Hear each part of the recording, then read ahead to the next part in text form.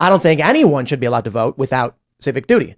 It makes no sense to me that someone can move into New York City without having any ties to the community, vote to destroy the place, and then leave. That's a problem. Let's shift a little bit into the more political space, because you mentioned feminism. Yeah. So I definitely want to talk about that in the bigger picture, where we're at with that. But I want to start with this tweet from Pearl Davis. Okay. It's got 12.1 million views, 1,734 reposts, 34,000 likes, has been quoted 3,638 times, and it is a picture of her wearing a shirt saying women shouldn't vote. Should women vote? I think their vote should carry half as much weight as men's. So you're in the middle. I'm in the middle. I think women should have the ability to vote, and it, depending on what position they hold, if they're in the military and they're some type of government service, then I think absolutely their vote should count all the way. But if it's just a female and she doesn't have any type of civil service or anything else like that, then I think it should be. And this goes for the men too. Right. Certain guys shouldn't vote either. If you're working at McDonald's, etc., should your vote count all the way? Well, no. So then it's not a question of, in your mind, women. It's a question of, should people not engaged in civic duty vote? Yes, but to be honest with it, let's keep it 1,000. That's going to immediately put a majority of women as only half voters, right?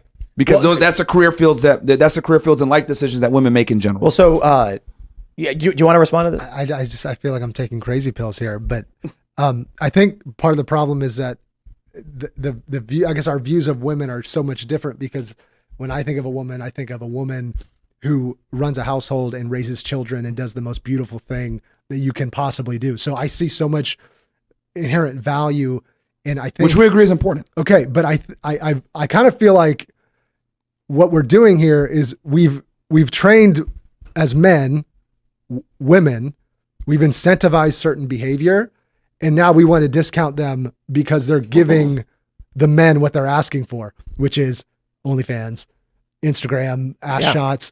And then we're saying now suddenly that they're somehow less valuable. Takes two to tango. Well, right. A lot of the stuff that we're seeing women do, it's like they're filling demand is all they're doing. Well, we allowed them to do this, so you are correct in that sense, because as men we're leaders. But I will say this: if we're talking about votes here, women are more easily swayed to one direction or another, because once again they follow leadership to depending on who they see as important. So ultimately speaking, if I'm gonna go for votes, I swear the women, I'm going to win. So you're saying, but what you're saying is that we as men are ineffective leaders, and therefore, because we cannot lead properly, that now the women should have a half a vote or no vote or what? Like, to me, I'm always like looking first internally. What did I do? How did I fail here? Or what was the point of failure that happened here in leadership? And everything I'm hearing is like men have failed in many. Well, by letting women vote. So that's how they fail. I mean, let's keep it 1,000. So first, I'll address what you said. I believe the science is clear that women are more agreeable, men are more disagreeable. Correct. Yeah. So it's harder to convince a guy. He'll challenge you. He'll headbutt you. A woman is going to try and make things smooth over. Yeah. There's a lot of positives to being agreeable and a lot of negatives to being disagreeable, and vice versa. It's pros and cons. Men and women are different and complementary.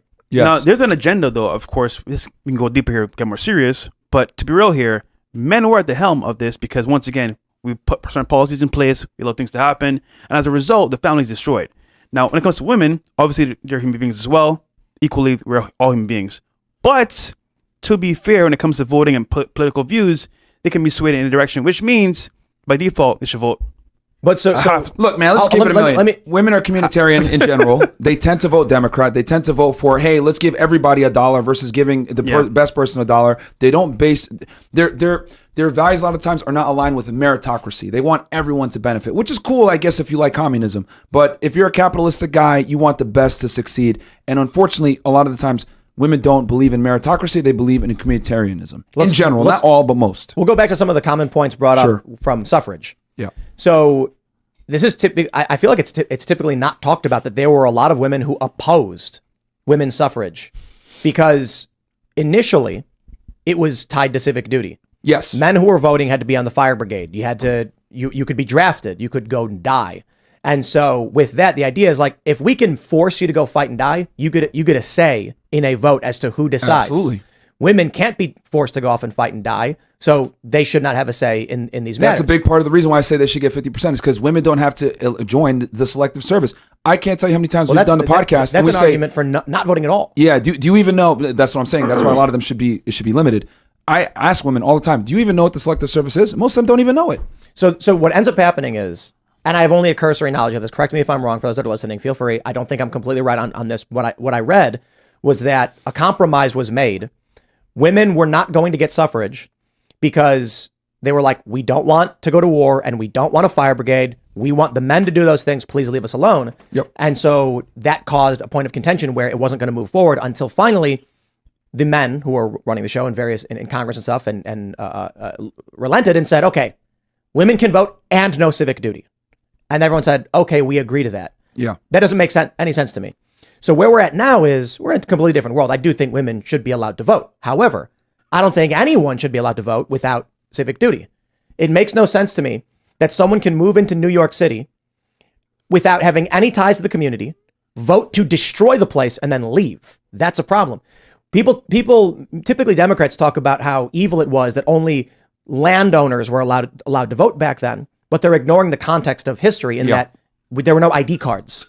Voting was, do you live here or no? You don't live here? Okay, well, dude, you're not voting on how we're going to defend, facilitate, expand. That actually makes a ton of sense. It does. If you don't live in my house, you can't vote on whether or not we're going to install a hot tub or, a cold plunge. Mm. If we're roommates, we get to vote on what's for dinner. If you're my neighbor, why are you voting? Like, why did you invite your friend over to vote on what I get to have for dinner? And now he's leaving tomorrow and you're making me eat garbage food. Well, this is why it's so important to have authority tied with responsibility. The problem is that we're giving people authority with zero responsibility, which goes back to the female voting situation, right? A lot of these women that vote, a lot of times, they don't necessarily know how the government works, how the economy works, etc.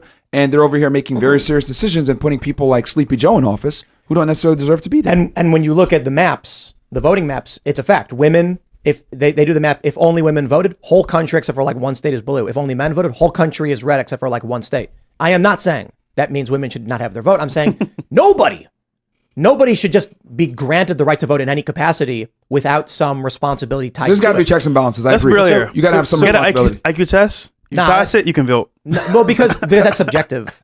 You're asking someone else. Like the problem, but people have talked about things like this, tests of merit. Vivek Ramaswamy has said a constitution or civics test. If you're under the age of 25 and you want to vote, you got to pass a test. I'm like, that's nonsense because there's 26-year-olds who are dumb as a box of rocks. Yeah. There's 50-year-olds. There's men who are voting. Look, there are a large portion of conservative Republican-leaning women removing their vote. Why? They're 50-50 men. Men are voting Democrat too. I don't see a political argument for or against voting. I see a civic argument, genderless, right? I talked to Vivek Ramaswamy about this, and I thought one of a really good, simple idea that we brushed upon was the moment you sign up for the selective service, you're also granted a voter registration ID card. Mm-hmm. Registering to vote is the selective service. Here's what happens. This solves the problem for everybody. You don't have to go to war. You're not being drafted. The likelihood of that is extremely low. You're simply saying, I am willing to be in the event anything does happen. I know there are problems with that because I think the draft is really, really bad because you look at how the United States government has changed. It's one thing to say, hey, we're being invaded to arms men. It's another thing to be like, we're sending you to Vietnam, in the Gulf of Tonkin incident, all that, I'll avoid. But, nonsense, false flags, fake reasons for getting into war. But think about what happens. If you say, everyone's allowed to vote, but you got to sign up for selective service, men and women both. You are going to have 95% of low value individuals, men and women, being like, nah, I'm cool. I don't want to be involved in that at all. That's a good way to go about it. I mean, I think it's not perfect. I'm just saying it was an idea we brushed on. No, that's a good solution. I mean, because my thing is, if you're going to have authority, you need to have responsibility too. And we've done a fantastic job in the modern day age of giving women a bunch of authority without necessarily giving them responsibility. And that's my issue. Well, you haven't chimed in so far. Well, I'm trying to wrap my head around the idea of what it would look like for women not to vote. Obviously, I think women should be able to vote, but I'm not arguing that either. I know. I just don't. It's a hard because like there is some merit to some of the things that are being said, but like I don't think there is a solution. I mean, I would consider myself more high value, and I personally would not want to sign up for this current government to then draft me. You already signed up for selective service. Just as being a man, 18 years old, you have to. Yeah. So it would just be adding women then. So it's not even about women. It's about the moment you sign up for selective service, you are registering to vote and receiving a voter ID card. That's it. Man or woman, doesn't matter. If you're a dude and you say, I'm not signing up for that, well, then you can't vote. What about immigrants? If you're a citizen, Okay. Not Yeah, like you nonsense. can't- yeah, you So can't my, vote. my view for immigrants is if you sign up for U.S. service, you should be given expedited access to becoming a citizen. Agreed. Like you're Correct. willing to fight for us. Agreed. Follow our rules. You have someone in command telling you what to do. And so a lot of people say like, I don't want to get drafted. I signed up for that. Listen, the only people voting are going to be the people who could be drafted. Right Yeah. now, you've got people who can't be drafted voting on behalf of us who can. Yeah. That's nonsense. I man. agree. Yeah, that's- and that's I why agree I with said that is why in general I say the basis for which why a woman's vote should only be 50% is a big reason because of the selective service. But if they want to join in the selective service or they want to be involved in civic duty or they want to be involved in the military, police, etc., then I'm like, cool. Because a lot of people say, "Oh, well, women fought for the right to vote." A lot of people don't know what you said before. They don't want to deal with the responsibility that came alongside with it, with having to be a volunteer But for fire brigade, this is why etc. it's not about whether women can vote or not. It's about whether anyone. Like if there's a dude who's like, I ain't gonna go fight for this country, it's like, well then don't vote on our issues. Yeah. Don't vote on how Agreed. we spend Agreed. tax money. Yeah. Don't vote on how we defend our borders. Yeah. I really do feel. First, I'll say Go ahead, please. That's a Again, good solution. well, it's an idea we brushed on. Yeah. I don't know it's the perfect solution. I just know that you think about the outcome of that. There's no forced military service outside of a draft, which has not happened in 50 years. I don't see high risk, especially if the people who are not signed up, bro, if you don't sign up for it, you don't get drafted. If you are willing to be drafted, you sign up for it. That does kind of filter out the cowards out of the. It does. Exactly. I don't want to send a guy who doesn't look. One of the problems of Vietnam, the stories we hear is when they drop these guys off on the first landing beach or whatever, and the Viet Cong are shooting at them, they aimed overhead because they were terrified and didn't want to shoot somebody. I want to know that. Damn. Well, first of all, we shouldn't have been in Vietnam. Yeah. Right. But take a scared young dude who doesn't want to fight and force him to fight. That's why we're like, we better get away from that. It's ineffective. We're like wasting economic resources. If you think about it in the bigger picture, that young guy who was too scared to shoot at the enemy would be better off making widgets in a factory Or bullets. Right. in a factory where he doesn't have to think about it. Yeah. So you say, hey, you're being drafted, but you clearly don't want to do this, so we're going to go have you just get a job. Or not even that. They're going to say the jobs that are available right now are typically in industry and manufacturing. I again, don't know that that's a perfect solution, but imagine you see all these videos of people go to Times Square and they ask questions like, what name? I love this one. Name a country that starts with the letter U. It's the funniest question I've ever heard. And people are like, and then they're like, you can't think. I know you're like, what? And then the guy goes, United States of America. Like, dude, they don't know. They're stupid. They're really stupid. They're voting. Yeah. They're voting. And then they're voting on behalf of you, and you could be drafted. So I'm just like, if I have a civic responsibility, I don't know why these people who don't care, don't pay attention, Well, I think that's a good way to get around it. I like your idea because the people that are voting actually have authority and responsibility. But I could already see the feminists protesting and saying this is sexist and misogynist, blah blah blah. Like this is just a way for us to not vote. But taxes, it's like no. Would taxes at least not be some responsibility though? I mean, like I hate taxes, but like, is that not a civic duty to pay taxes? Like, is that not enough of a buy-in? I think that the current system we have regarding the selective service is unconstitutional. I don't know if the solution is just to say, okay, to make it equal, women can now be drafted too. I also don't think that taxation, there's already too many issues with modern monetary policy, modern monetary theory. Taxes don't actually pay for things. Yeah, taxes just pull money out of the market to control for inflation, and the government just prints and spends as they see fit. The money supply is expanded upon the creation of debt. So taxes aren't necessarily even paying for things. But I do agree in a very basic sense. You could argue we all pay taxes, therefore we all get a say. Okay, fair point. You can't tell me I have to go die for you. End of story. Fair. And we either abolish selective service and conscription outright, or I don't know that makes sense either. See, there's a bunch of problems with this. The draft as we know it in terms of Vietnam, we don't want that. Yeah. That's why everyone's against it. This we're going to stop communism spreading a different country. I don't care about Vietnam. I get it. Soviet Union was really bad. We don't want them to expand, but they collapsed in 69 years.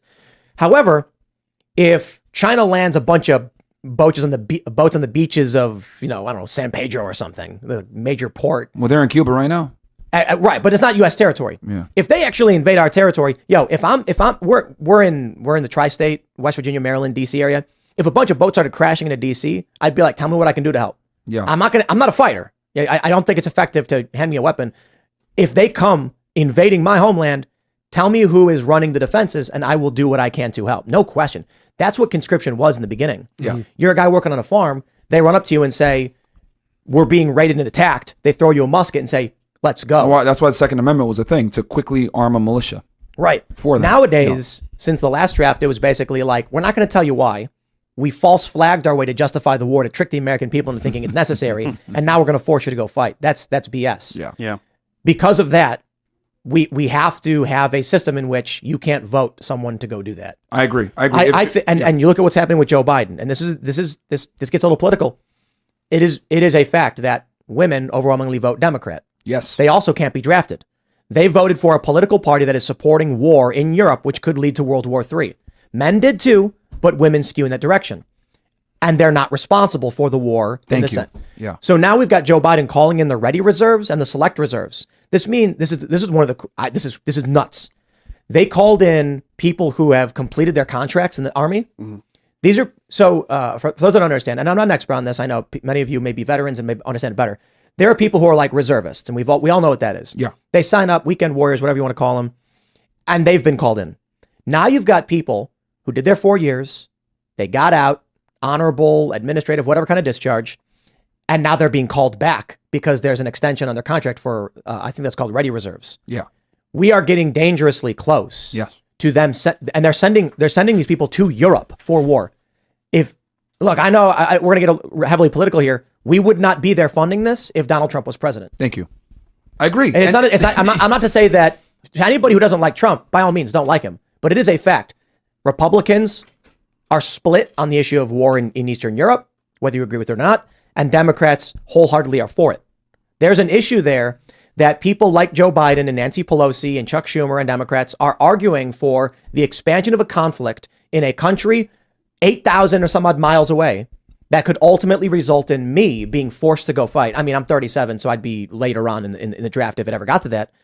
But I don't like the idea that overwhelmingly people who are not subject to those requirements are voting to send me to die. Yeah, they're not going to deal with the consequences and the ramifications of their political choices, which is my issue. Like, if you're going to vote, then you need to have some skin in the game as well. And that's what I'm trying to say when I say, even though, you know, we said, hey, everyone, if you join in the draft, you get to vote or whatever.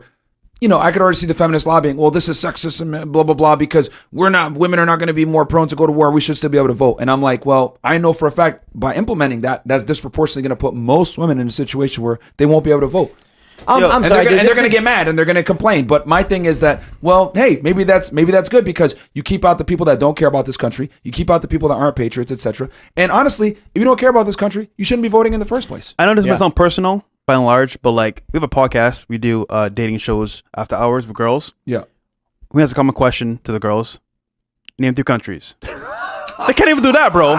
So someone who are you picking? That's the thing. But everything to be is honest, generalized through the their people vote that you're talking to. Some of them are teachers. Vote and counts. No, I agree with you on the teachers thing, but I made a promise to myself. Because they're professionals. Look, listen, I used to ride motorcycle all the time in Miami, right? I love riding a bike. It's my favorite thing to do. Every time I've been in an accident, it's been by a woman. Now, to be fair here, right? Here's 4 guys complaining about women on a podcast. I will not let a woman kill me willingly. But with the draft, I'm going to get killed. And she can't even name the countries, bro. What the? No.